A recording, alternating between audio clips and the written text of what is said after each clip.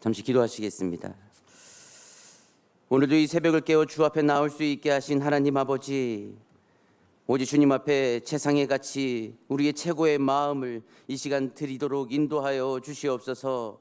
주님께서 주신 은혜와 말씀을 통하여 다가오는 모든 하루의 삶 가운데서도 하나님의 영광이 되는 삶을 살아가게 하시고, 말씀을 통해 주님께서 기뻐하시는 발걸음으로 곳곳마다 예수 그리스도의 흔적을 남기는 귀한 주인공들이 되게 하여 주시옵소서. 우리의 모든 찬양과 예배와 기도를 받아주실 줄 믿사오며 사랑이 많으신 예수님의 이름으로 기도드리옵나이다. 아멘.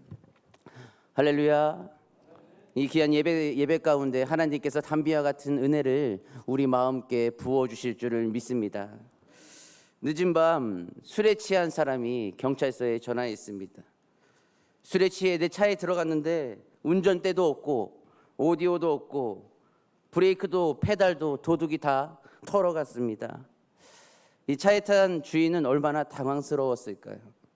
경찰은 신고를 받고 그 장소로 달려갔습니다. 한참 가는 도중에 신고한 운전자에게 전화가 왔습니다. 그는 하는 말이 오시지 않아도 될 것 같습니다. 죄송해요 라고 경찰에게 얘기하자 경찰은 왜 그러시죠? 라고 묻자 그는 말했습니다. 제가 술김에 차 앞문이 아니라 뒷문으로 들어갔습니다. 네, 감사합니다. 앞에 내용을 찾다가 이 부분을 찾게 되었는데요. 너무 황당한 일이지만 자칫 한 번의 실수로 경찰에게 이 노고를 짊어지게 했던 일이었습니다. 누구나 한 번쯤은 같은 상황이 아니더라도 엉뚱한 문이나 막다른 길로 들어가게 되어서 헤매었던 적이 한 번씩 다 있지 않을까 생각되는데요. 우리가 가는 믿음의 문이나 길도 마찬가지라 생각합니다. 우리의 믿음의 문이나 길 가운데 가는 가운데 일상의 모든 일들이 잘 해결되면 모든 것이 좋아 보이고 수긍하며 감사함으로 모든 것을 이겨냅니다. 그러나 기도를 해도 응답이 늦어서 모든 일이 엉켜버리면 하는 것마다 불평하고 사람마저 멀리하고 또한 예배와 기도의 중요성을 잃어버려 세상과 하나님 사이에서 헤맬 때가 있는 것, 안절부절 못하는 것이 바로 우리의 모습이 때때로 나타난다는 것이죠. 헤매는 상황에서 답을 앞에 놓고도 자신의 힘으로 해결하려 안간 힘을 써보려 하지만 끝에는 그 믿음이 흔들리는 상황. 헤매고 이 흔들리는 상황에서 우리를 붙잡아 주시는 그 한 분은 누구십니까?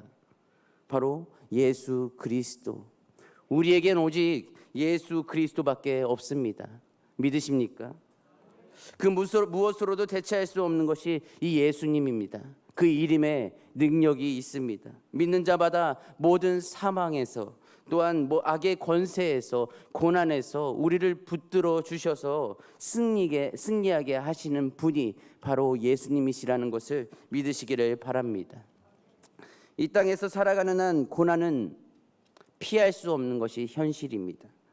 성경 시편 34편 19절에서 말씀하기를 하나님의 뜻에 따라 의롭게 살고자 하는 자에게 고난이 따른다 라고 증거하고 있는 것처럼 우리와 우리의 교회와 믿음은 순교자의 의와 흘린 피에서 형성된 것이라 해도 과언이 아닙니다.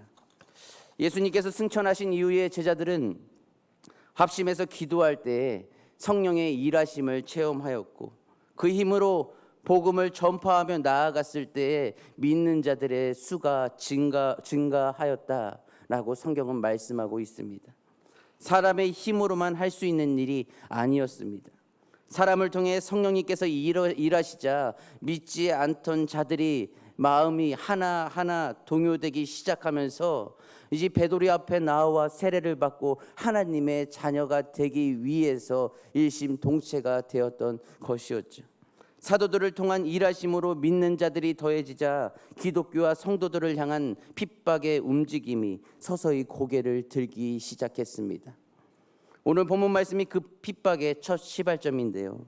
오순절 성령 강림 사건 직후 베드로는 설교할 때에 3,000명이나 되는 사람들이 믿게 되었습니다. 사도행전 3장에서 베드로와 요한은 성전 미문에 앉은 뱅이를 예수의 이름으로 낫게 함으로써 이 복음의 가속을 더하게 했던 일이 있었죠. 바로 이와 같은 시점으로 유대교의 지도자들이 사도들을 핍박하기 시작했던 것이었습니다. 먼저 오늘 본문 말씀 5절 6절 말씀을 함께 읽도록 하겠습니다. 5절과 6절 말씀 시작.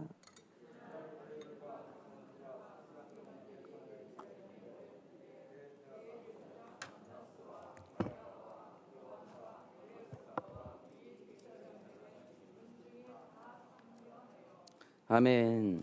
관리들과 장로들과 서기관들은 모이기 시작했습니다. 이들은 누구인가를 짚어볼 때 유대 사회의 각각의 분야에서 권위자였으며 최고 사법기관인 산헤드리온 공회원이었습니다. 그들은 사도들을 가운데 세우고 신문하기 시작합니다. 그 신문의 첫 출발은 7절 말씀인데요. 그들은 말합니다. 너희들은 대체 무슨 권세와 누구의 이름으로 이런 일을 행하였느냐?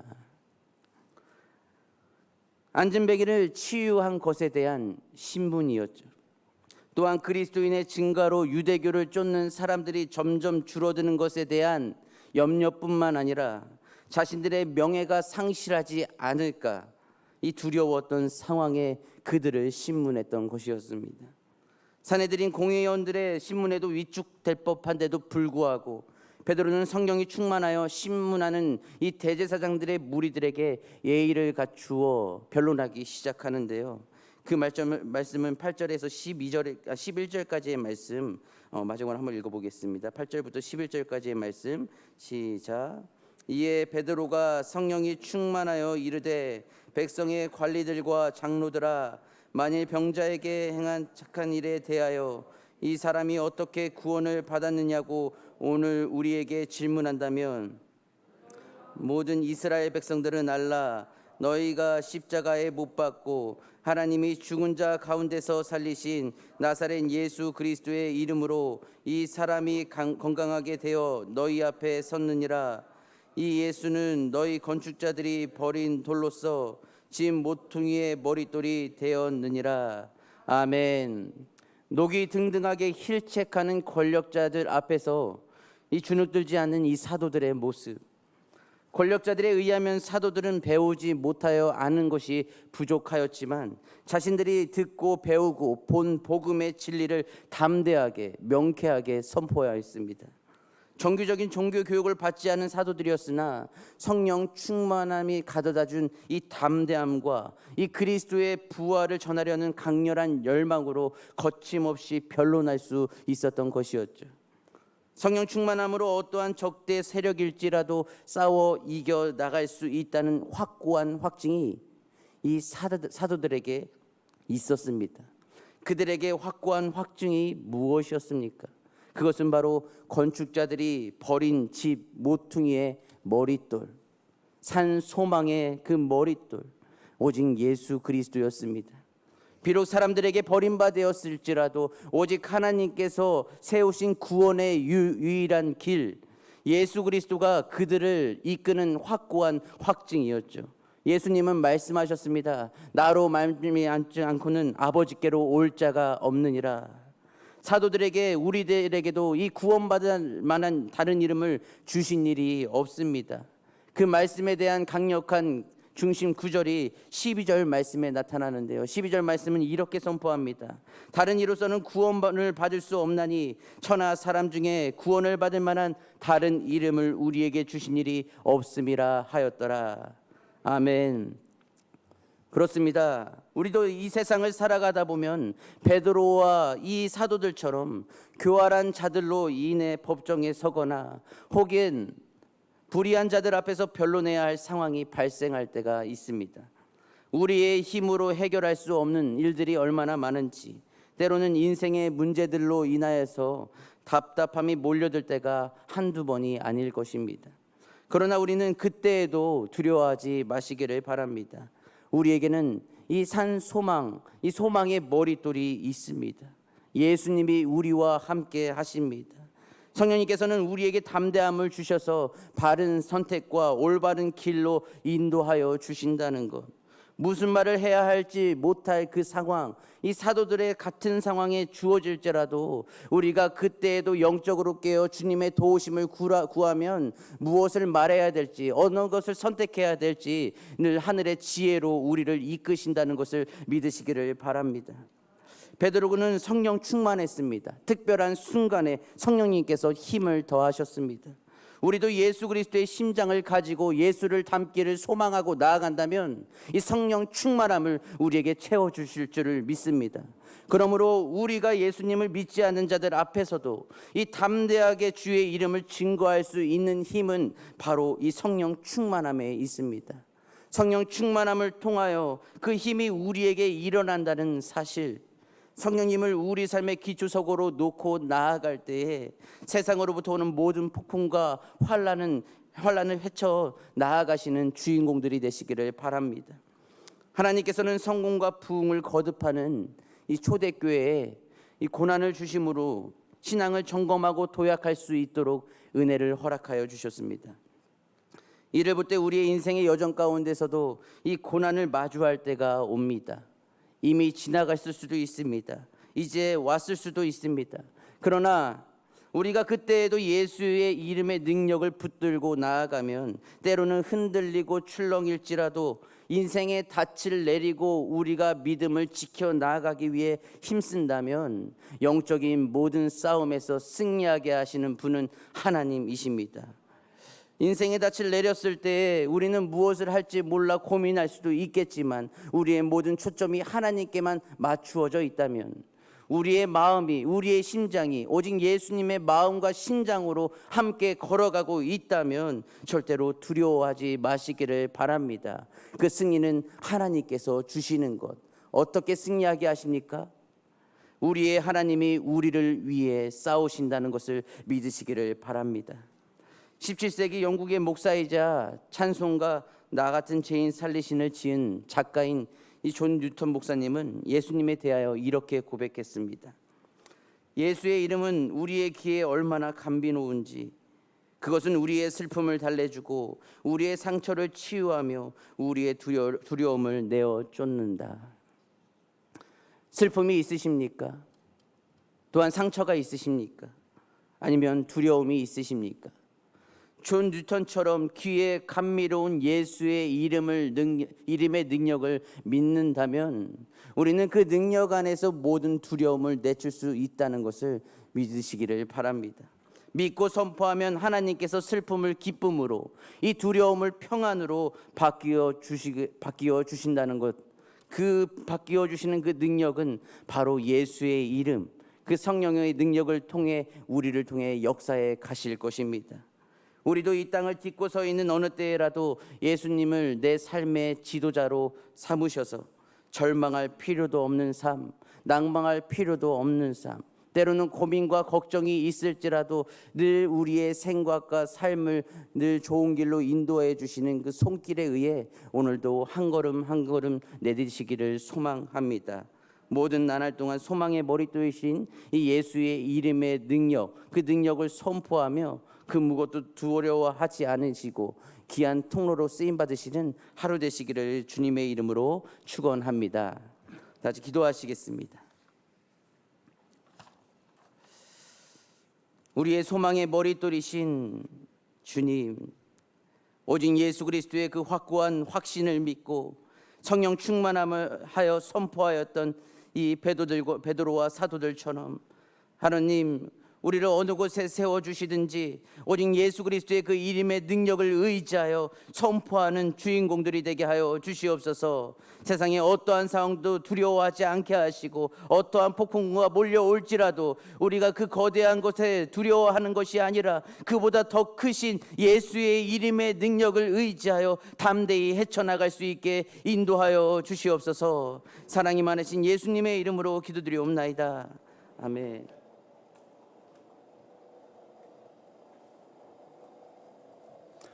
우리 함께 성령 충만을 사모하면서 찬송 183장, 오늘 새벽에도 주여 내 영적인 온도가 다시 뜨거워지게 하시고, 우리 자꾸 영적인 온도가 내려가면 안 돼요.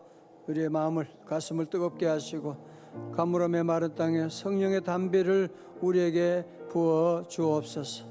빈들의 마른 불같이 시들은 나의 영혼, 주님의 허락한 성령 간절히 기다리네. 우리 집에도 가물어 메마른 땅에 단비를 내리시듯 성령의 단비를 부어 새 생명 주옵소서. 반가운 빗소리 들려 산천이 춤을 추네. 봄비로 내리는 성령 내게도 주옵소서. 할렐루야. 가물어 메마른 땅에 단비를 내리시듯 성령의 단비를 부어 새 생명 주옵소서.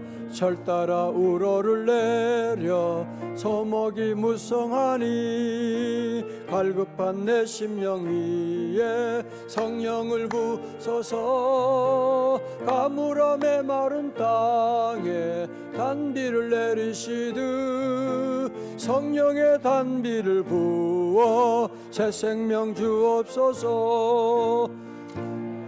사랑의 언약 어길 수 있사오랴. 오늘의 흡족한 은혜 주실 줄 믿습니다. 가물어 메마른 땅에 단비를 내리시듯 성령의 단비를 부어 새 생명 주옵소서. 가물어 메마른 땅에 단비를 내리시듯 성령의 단비를 부어 새 생명 주옵소서. 나 주님만. 다 같이 예수 이름으로, 예수 이름으로, 영어로 In the name of Jesus. 아멘. 예수 이름에 능력 있는 줄로 믿습니다. 예수 이름으로 오늘도 주님 앞에 나왔습니다. 모두 감사하고 또 오늘도 우리 영상으로 함께 우리 예배드리시는 우리 많은 분들 또 감사드리고 잘 오셨습니다. 오늘 어제부터 그 방역 단계를 1.5 단계로 이제 강화했는데 우리 교회는 벌써 그 전부터 계속 1.5 하고 있었어요. 그래서 본당에는 전체 좌석의 30% 예배드릴 수 있거든요. 그래서 우리 교회는 새벽기도 300명 이상 나오면 안 돼요. 그래서 300명까지 나올 수 있고, 그다음에 자리를 여러분 거리도 잘 유지하고 또 이런 방역 정책 시책에는 잘 따라줘야 돼요. 다 우리 건강 위한 것이니까, 그죠? 여러분들 서로가 조심하고 이래 같이 따라주시면 되겠어요. 그래서 우리 교회는 어떡하냐 누가 물어보는데, 그냥 교회는 우리는 그 전부터 1.5 하고 있었어 그렇게 말하세요.